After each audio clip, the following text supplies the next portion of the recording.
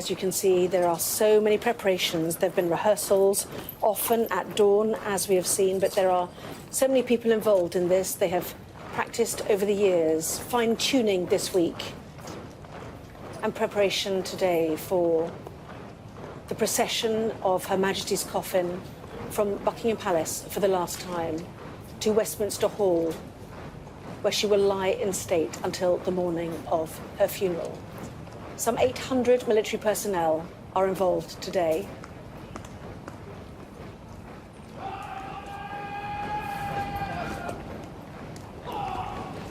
Well, here with me now, our royal correspondent, Rhiannon Mills, and the royal commentator, Tessa Dunlop. Very good to see you both. This is Wellington Barracks, isn't it, Tessa? And there has not been a foot put wrong as we see the preparations, the final lining up as they move towards the palace. Yeah, extraordinary to think that these are operational personnel. They've been called in often from overseas, some from the Middle East, some from Africa, recalled to honour their state and their queen, of course, their commander-in-chief.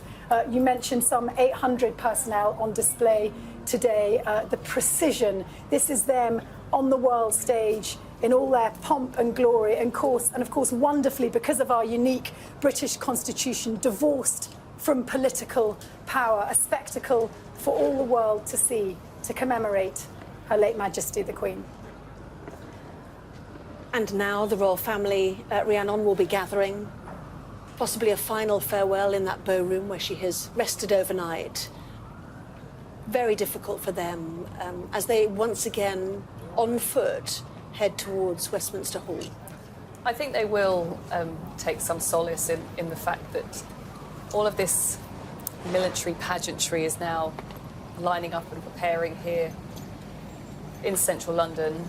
A ceremony that over the decades was used in different ways to celebrate so many of those incredible milestones that the Queen marked. And I remember speaking to some of those who were involved in trooping the colour, and you might remember during the coronavirus pandemic, trooping had to be scaled down and happen in the quadrangle at Windsor Castle, and one of those in charge told me about a rehearsal that they carried out.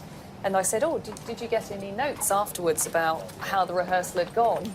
And it was made very clear to me that the Queen had been watching out of the window, and she'd made it clear what hadn't quite gone to plan, and there was nobody like her. Nobody had watched more military ceremony and pageantry like this ever since she was a young girl. And so I think in the back of all of their minds, yes, the most solemn occasion, but also knowing that she would have known if anything went wrong. What's fascinating about this, it's about tradition, it's also about invented tradition. It was Queen Victoria's funeral when we saw precedence given to the military in the procession. So Privy Councillors, the judiciary, they were all sidelined because she wanted to be remembered as a soldier's daughter. And of course, when the procession gets underway today, it's worth bearing in mind that the late Queen Elizabeth was the first female member of the royal family to serve full-time. She did so just for 2 months, it should be said, in March and April 1945, but how she had pushed her father, the late George VI, he didn't really believe in women, females in uniform. Yes, perhaps in an honorific context, but not in full service uniform. But she got her way. This was the People's War, of course, when we had conscription for women for the first time. And Elizabeth very proudly took her place on Buckingham Palace balcony on the 8th of May 1945 in her ATS uniform. And that really meant something. And today there are still some 500,000 nonagenarians, a few, I think there's about 60 left alive, I know some of them personally, who served in the same service, the ATS, as the Queen. They are glued to their screens. This is absolutely riveting and emotional for them, and we can see on screen the, I think it's the Household Cavalry who are lined there, and so too the Royal Horse Artillery. And the training, the discipline. Lady Martha Bruce, she's 100 years old. She was a lieutenant colonel in the TA, having served in the ATS, and she explained to me the significance of the royal family in the armed forces. She said it's about hierarchy, it's about respect, it's about having somebody to look up to in an uber-disciplined organisation. And for that person to be apolitical, of course, so vital, and one of the reasons why our monarchy, our royal family, has endured. But also the Queen, of course, Commander-in-Chief of the Armed Forces and a military mother, a military wife. And in his tribute, Prince Harry reflected on his pride at serving for her. I spoke to him in the past where he described how wonderful it felt for him to have her ultimately as the boss. And I think let's listen in to what we're hearing from the parade ground there at Wellington Barracks.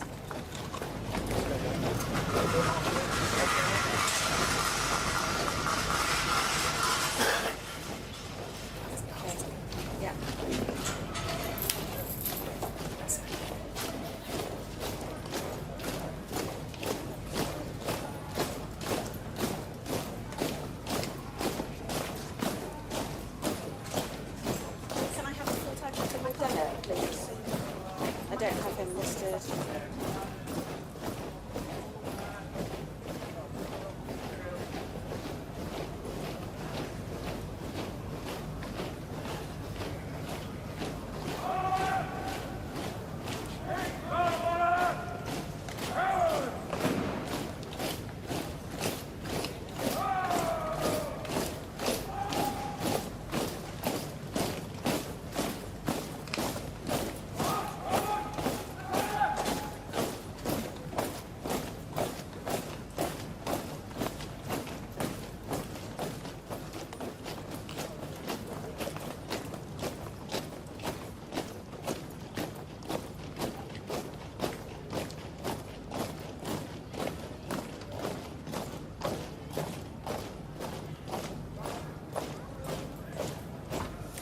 Well, let's go then to Sky's Dominic Waghorn, who is at Wellington Barracks. Dominic. Anna, we just watched the lifeguard dismounted detachment leave the parade ground of Wellington Barracks, followed by the Blues and Royals, and both of them will be forming up in the forecourt of Buckingham Palace, as I say, dismounted, and they'll be waiting outside, so either side of the central arch, outside of Buckingham Palace, waiting to receive the Her Majesty's coffin being borne by the George gun that is directly behind me. So they've left. The Coldstream Guards are waiting now. I think you can see them on the right of your picture lined up there, and they are expected, I think, to leave next. So they are some of the 800 troops who will be taking part in today's operation. It is the first big military operation the commanders have been telling us here in the barracks. We have seen the military involved, obviously, in the gun salutes and, of course, the transfer of the Queen's coffin from Scotland down here to London. But it's the first big set-piece operation, hugely important because it is transferring the Queen from the palace to Westminster Hall, from a night of more private mourning for the royal family to the first stages in that public mourning, the lying in rest in Westminster Hall. But also important, I think, because it gives the first real sense, I think, of what we're going to be seeing on the funeral itself, where more than 3,000 troops will be involved. So I think the first sense really of the scale of the military involvement of the ceremony that we're going to see on the funeral itself. But today the focus is on that transfer of Her Majesty from Palace to Westminster Hall, and that will be happening in about 20 minutes' time or so. The George gun, as it's called, that is the gun carriage that was used during the funeral of King George V and King George VI and the Queen Mother. It's behind me directly now, in the hands of the King's Troop Royal Horse Artillery, and they have been preparing for this moment. They've been saying to us all morning for days now, practicing through the night, bliffing as it's called, polishing the leather and the silver and preparing this gun that has been waiting for this moment. And they're now waiting to leave the front parade ground here at Wellington Barracks, their way into the palace forecourt under the central arch, and then they will wait inside the central quadrangle of Buckingham Palace and wait to receive the coffin of Her Majesty, the late Majesty Queen Elizabeth II. Dominic, we see them arriving behind us, the dismounted detachments of the Lifeguards and the Blues and Royals of the Household Cavalry Mounted Regiment forming up on the forecourt of Buckingham Palace either side of the central arch. The lifeguards will be on the north side, the Blues and Royals on the south side. And watching those pictures, General Lord Dannatt, former Chief of the General Staff, and you must look with some pride at those service personnel taking part today in this historic occasion. Well, yes, you're absolutely right. And this, of course, is what every member of the Royal Navy, the British Army, the Royal Air Force or the Royal Marines would wish to be doing. And a great privilege for the detachments from the lifeguards and the Blues and Royals and the Coldstream Guards to be taking part in this ceremony, as it will be for those from the King's Troop Royal Horse Artillery, whose gun carriage on which the coffin will be borne. Huge privilege, and everyone determined to get it absolutely right to the meticulous nth degree. We're not used to this. Most of us have never seen this occasion before. Why are ceremonials like this so driven by the military? Well, it's what the military does and does best. Of course, our main job is to fight the Queen's and other King's enemies in the field in combat. But given that in this country we have a sovereign, we have a constitutional monarch, and it's only right and proper that we accord due ceremony to that monarch. And therefore, the members of the Household Division are particularly charged, in addition to their combat duties. And I mustn't forget that these aren't just on-show soldiers. These are professional soldiers who could equally be at home in combat kit and with a rifle or carbine in their hand. But these soldiers, their other principal duty is to carry out our state ceremonial and public duties, and to do it to be frankly the best in the world. And I think I'm not puffing us up too much to say I think I'd be really surprised if anybody can do these things better than the British can. And every person that's on parade today, every soldier that's on parade today will really want to get it right, as indeed the Royal Air Force did last night at Northolt, and everyone in Scotland did over the previous days. This is a very special moment. Everyone wants to get it absolutely right. We're watching the Coldstream Guards too as they arrive, lining up before the palace, awaiting the appearance of the coffin. Her Majesty lying at rest in the bow room of Buckingham Palace overnight. Her family gathering at the palace before they make their way to Westminster Hall and the beginning of the lying in state.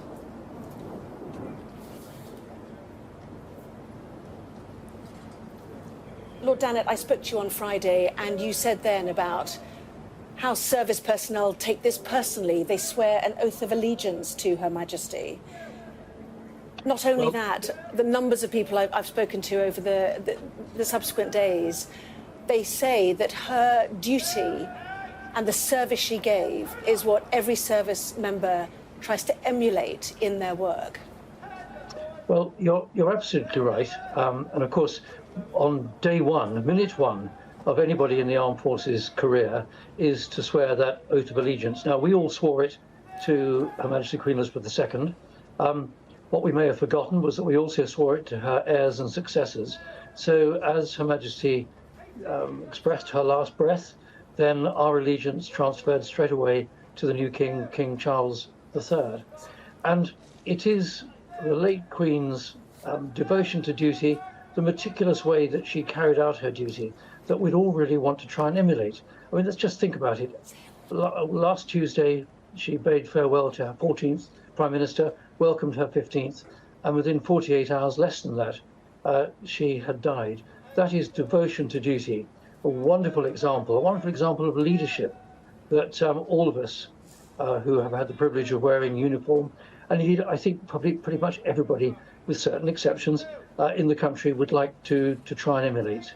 Our sovereign, the late sovereign, our present sovereign, absolutely committed to the best of this country as possible, and that's an example of leadership that we're all really trying to follow, certainly those of us in the British Armed Forces. Major General Chris Geeker from the Household Division we spoke to today, he was the one who said 800 service personnel are taking part today, but he said in relative terms that will be small, and certainly we look ahead to Monday, just hearing that North Korea and Nicaragua will both be invited to that state funeral at ambassadorial level.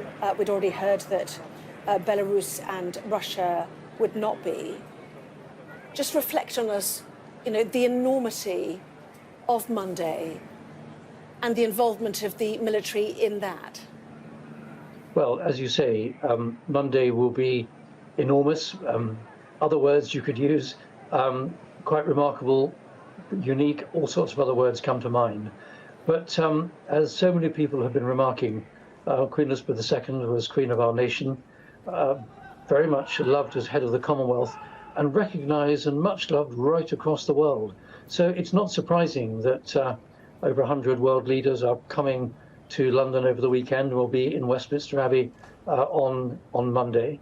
And everyone wants to pay tribute to a remarkable life, extraordinarily well lived, a life exemplified duty and service and leadership. And of course, the very large number of members of the armed forces who will be on duty, as I said just now, as far as today is concerned, on Monday, they will also want to be doing their very best to pay their last respects to someone who, well, in our history so far is unique. Nobody else has been sovereign of this country for as long as 70 years.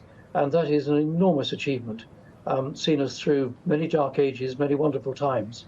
And everybody wants to be part of that. I'm sure television audiences across the world, people will be glued to their television sets just to watch what those Brits are up to in honouring their late and much beloved sovereign.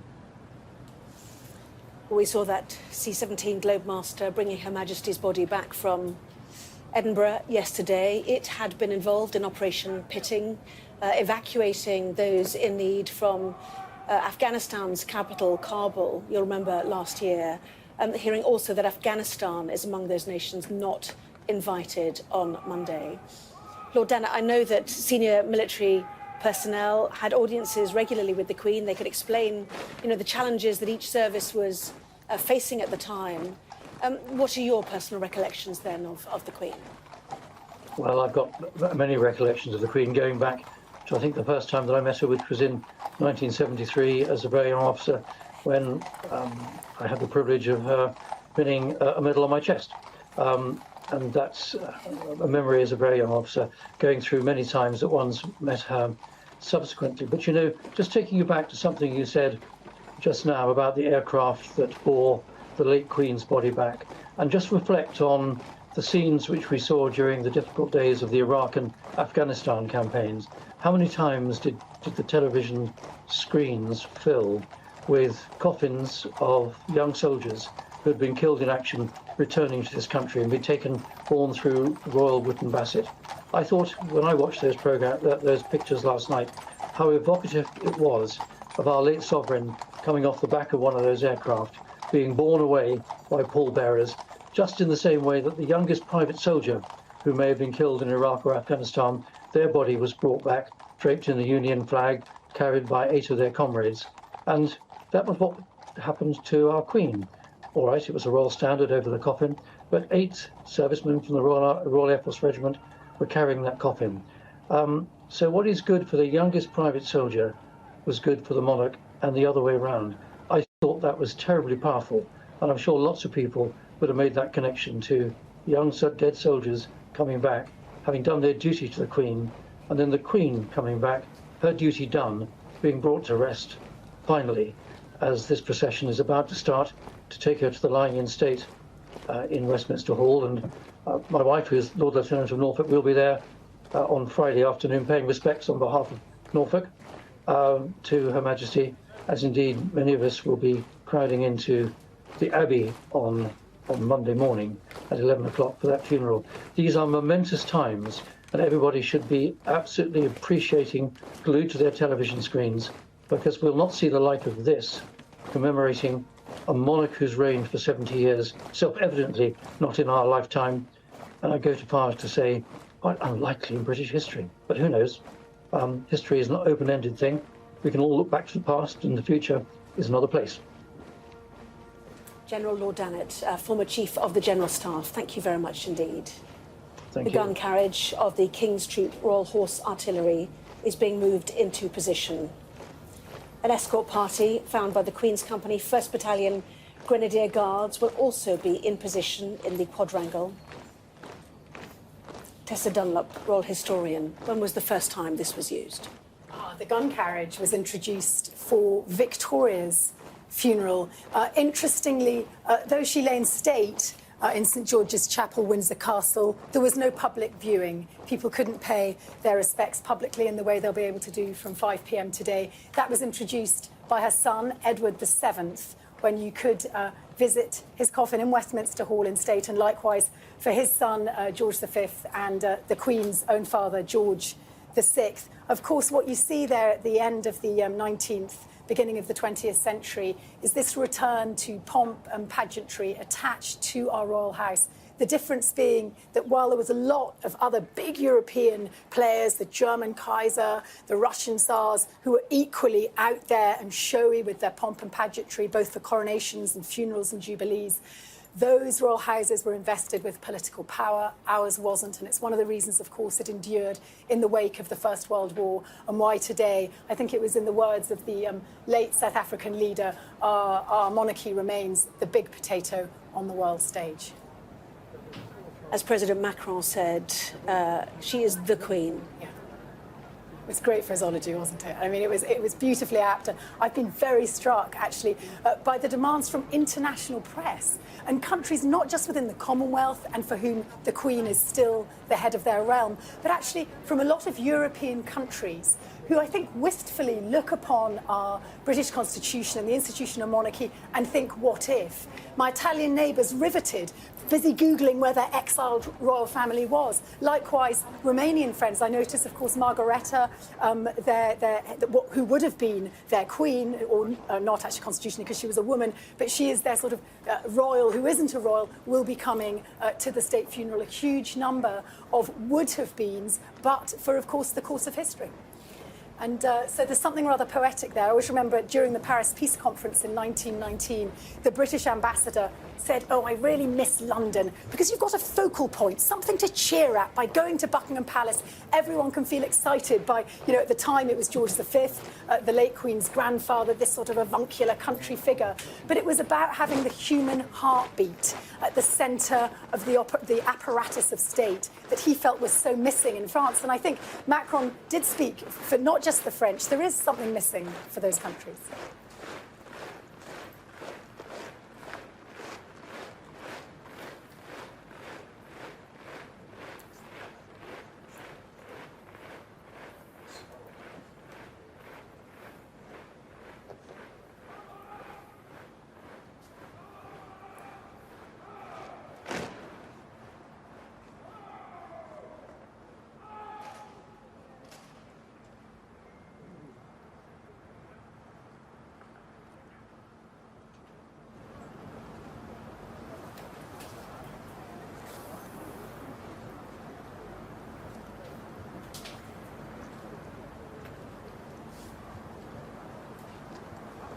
A guard of honour not exceeding 3 officers and 101 soldiers found where the King's Guard 1st Battalion Coldstream Guards with its colour draped will be mounted on the paved area outside the forecourt in Queen's Gardens facing west. The guard of honour will not be accompanied by a band. The flags there of those Commonwealth countries invited, as we know, to the state funeral on Monday at past. The crowd awaiting the royal family, paying their own tribute as they walk behind the coffin.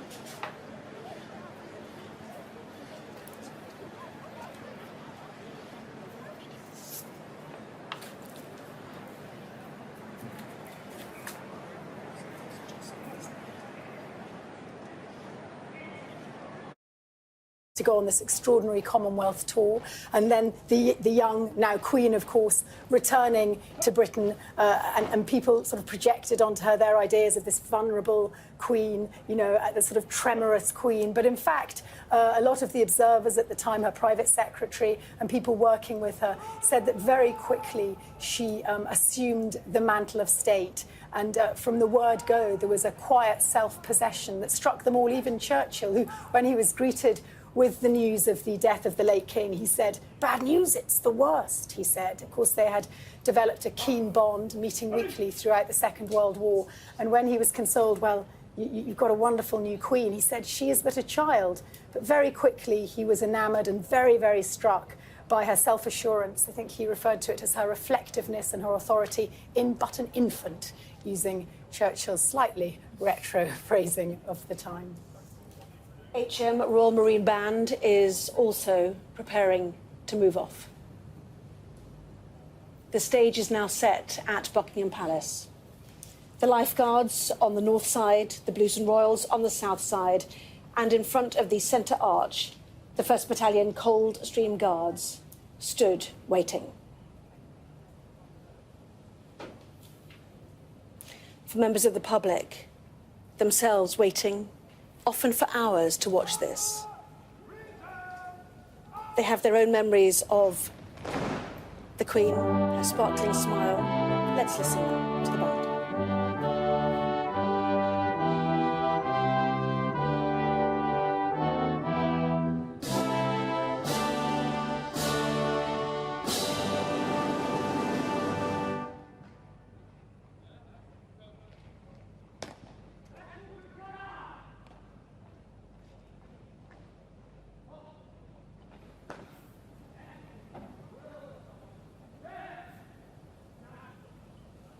Good afternoon from Buckingham Palace.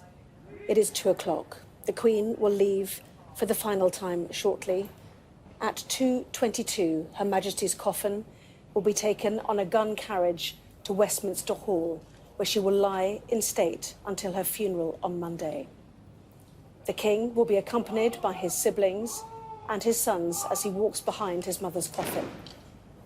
Westminster Hall will then be open to the public from 5 p.m, with a queue already building. The public warned they may have to wait more than 24 hours to file past the Queen as she lies in state until the morning of her funeral on Monday.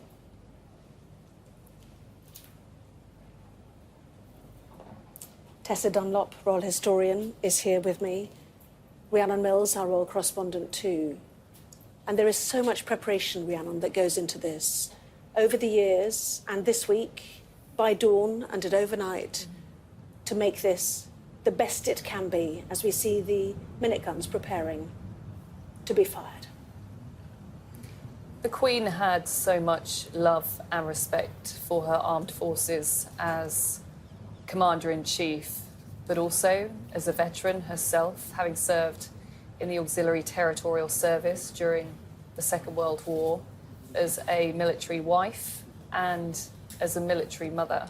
She had this deep, heartfelt appreciation and always cared so much about the personnel and about their families.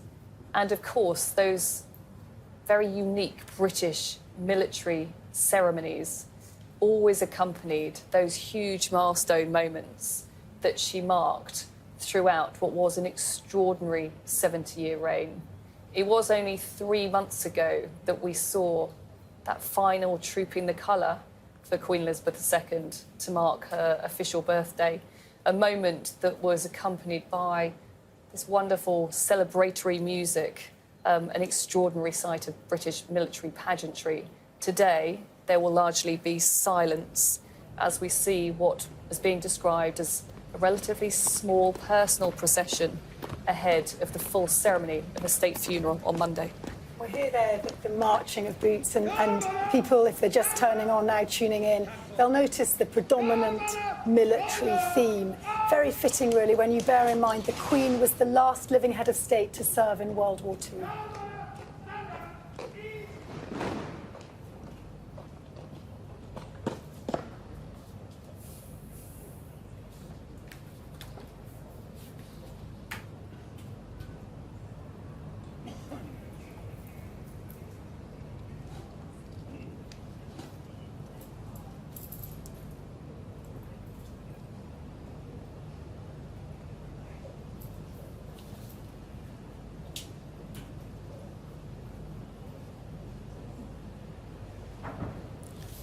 The final few minutes for the royal family to say privately goodbye to their mother. King Charles, leading his siblings, will walk behind the gun carriage on its way to Westminster Hall.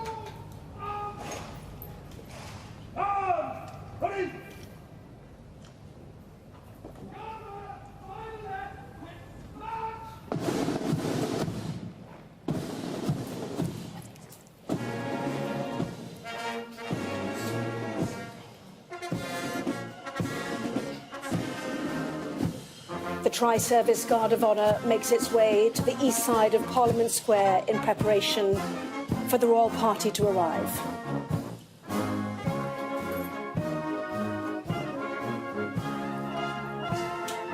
Led by the band of the Royal Marines.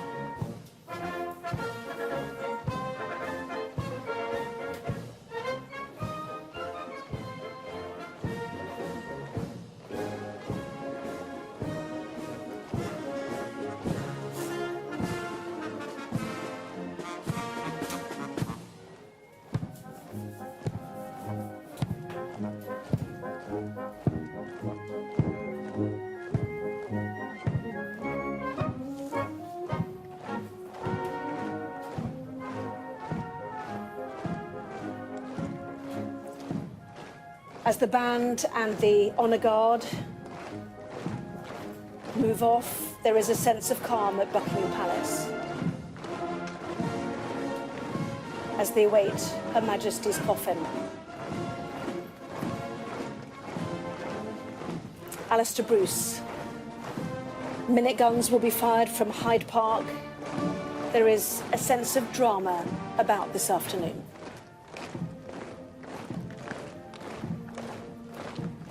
Preparation and at very little notice, but according to a plan well made, the armed forces are about to convey the late Queen to her final public duty of lying in state for the people to come and pay their respects.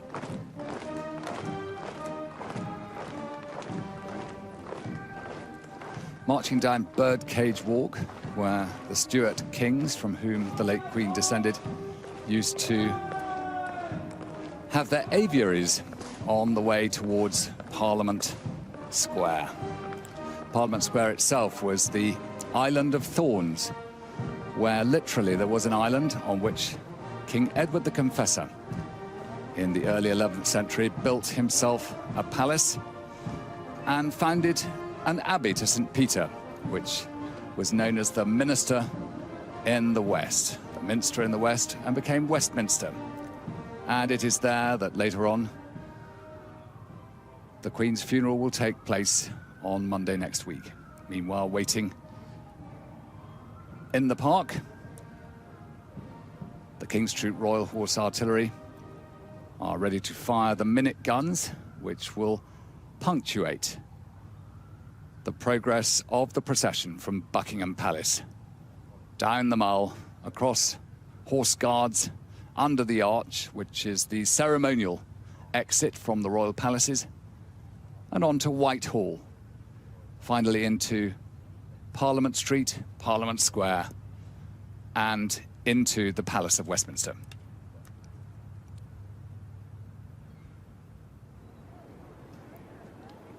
This is all about delivering the Queen for the public, and many have come to watch as the late Queen passes by on the Mall. But not far away, huge numbers are gathering in order to file past the late Queen in Westminster Hall.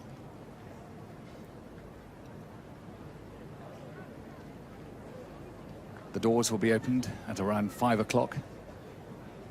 And they will remain open 24 hours a day, while the vigil is kept over the late Queen by soldiers from the Household Division and by the various royal bodyguards of England and Scotland. And standing outside the gates which lead to Clarence House,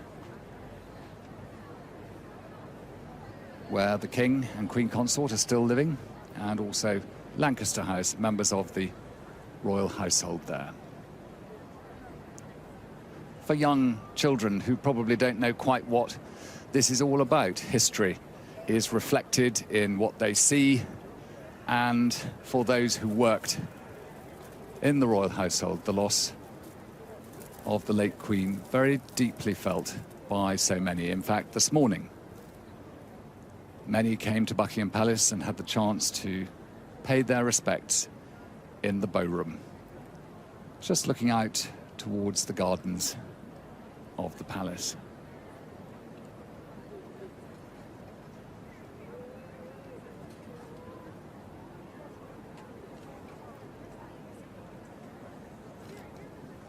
The ceremony is very simple. The gun carriage, which went into the palace some time before, will wait until the coffin is brought from Buckingham Palace and placed upon it. And then the King's Troop Royal Horse Artillery at exactly 22 minutes past 2 will start their procession to Westminster Hall. Along the way, salutes will be given to Elizabeth II by soldiers, sailors, airmen and women, and Royal Marines.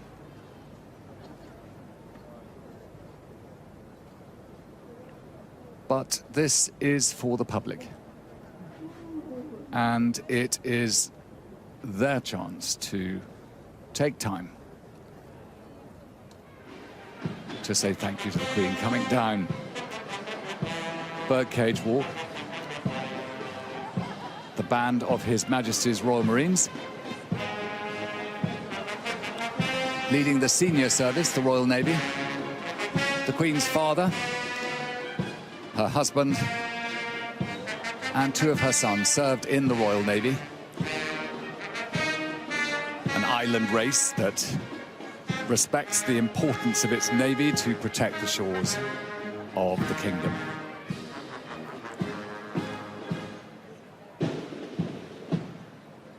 Followed by the Grenadier Guards. It was 1942 that Princess Elizabeth was asked by her father, King George VI, when times were pretty hard in the Second World War, for her to become the colonel of the Grenadier Guards. She's held a very close relationship with them right the way through to the end of her reign, and we will see the Grenadiers play a very treasured role as their responsibility, their Queen's company, is to guard the Queen's coffin and the Royal Air Force. As a young woman, Princess Elizabeth and her sister, Princess Margaret Rose, like so many others of her generation, looked into the skies above London and watched the dogfights take place between the Spitfire and the Messerschmitt from the Luftwaffe of Nazi Germany. And so she knew the importance of it.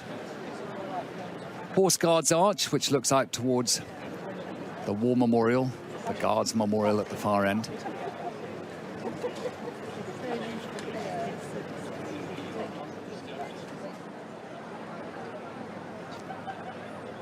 People have been gathering here for some time, a huge sense of anticipation. 2314 Alpha, please go ahead. And wherever you are watching this, you will come with your own thoughts about a queen whose image has been a constant on the stamps, on the coins, on the banknotes, on television, at major national events. But this Guards Memorial is still pockmarked with the impact of munitions that were dropped during the Blitz. And Winston Churchill, the Queen's first Prime Minister, gave instruction that it should be left entirely unrepaired.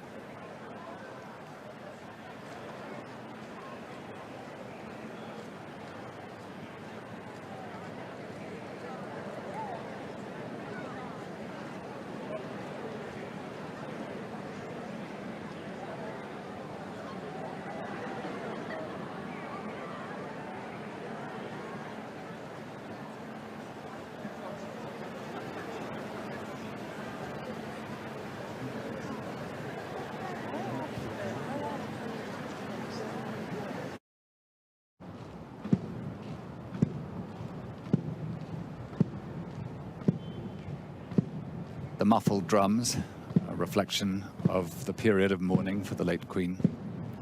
Each of the drums, which normally show the symbols of the Royal Marines and all the bravery that they've shown through history, all covered today.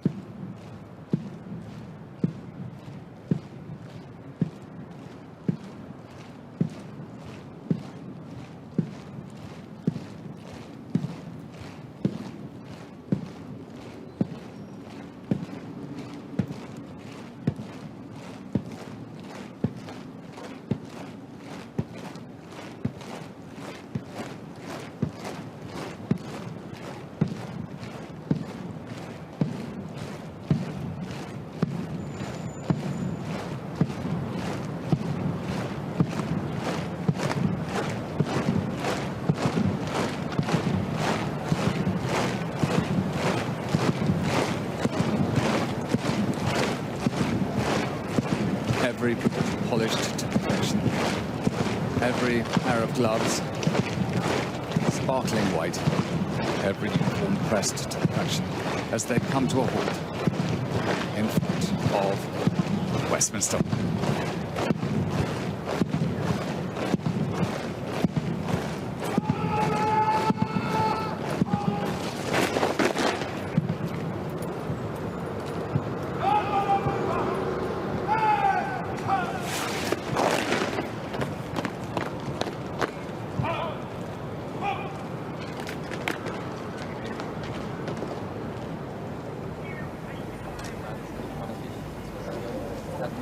Meanwhile, at Buckingham Palace, the royal family prepare to give up the Queen to the nation. The Archbishop of Canterbury with the Dean of the Chapels Royal leading out of the state entrance, as we see Her Majesty the Queen brought to the gun carriage.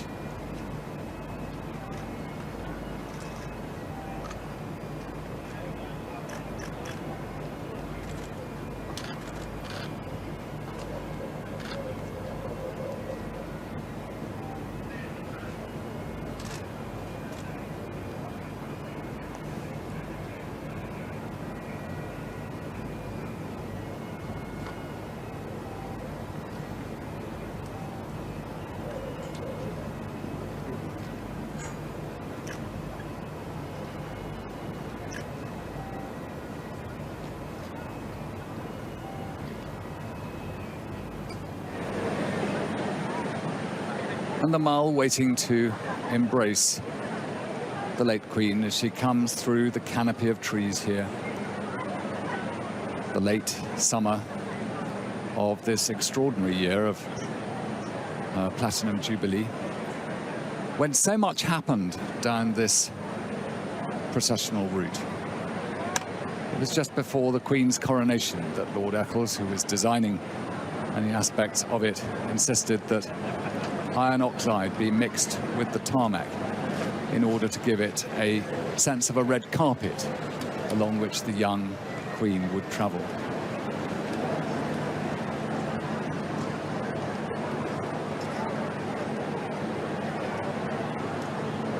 Everybody here witnessing a royal family in grief, form part of a nation in reflection. And right now, the royal family are preparing the Queen for this final journey.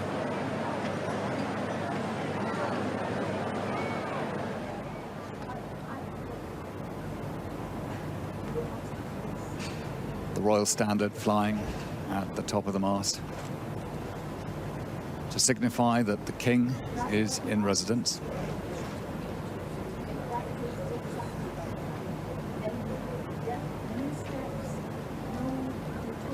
State colour of the Coldstream Guards immediately in front of the gate, waiting to be lowered as Elizabeth II leaves.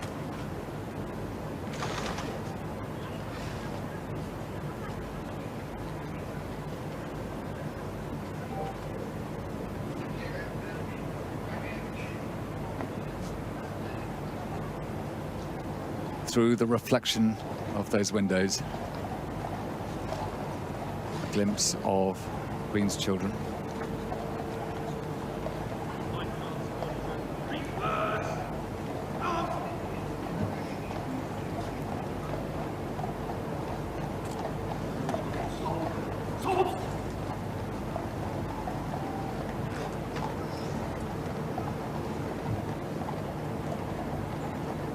thoughts of the nation with the king and his siblings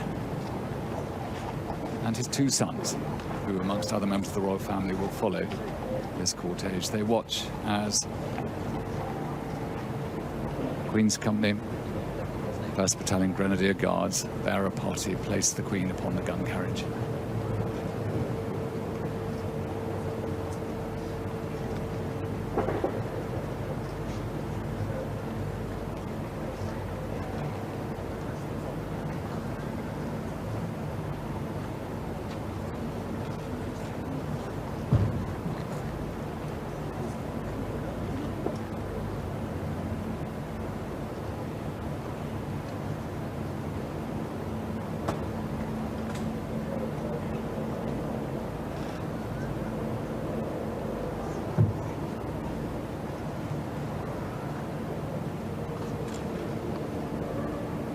In just 1 minute, the procession that will take Queen Elizabeth II on her last journey for her final act of duty to lie in state for the nation will begin.